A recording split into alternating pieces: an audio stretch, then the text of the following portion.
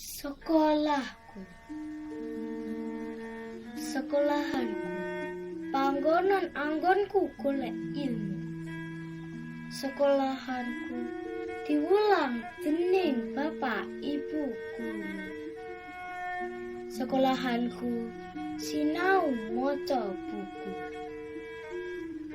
Ing panggonan iki aku diajari supaya karo wong tuwaku kudu bekti. Ing panggon iki aku diajari marang kanca aja sering.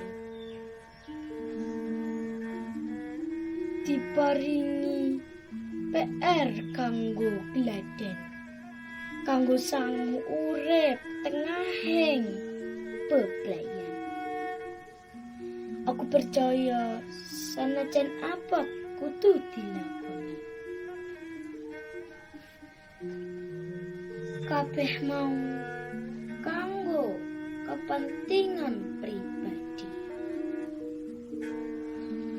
Karepen ngesok dadi wong aji, miguna tumrap bangsa lan negeri.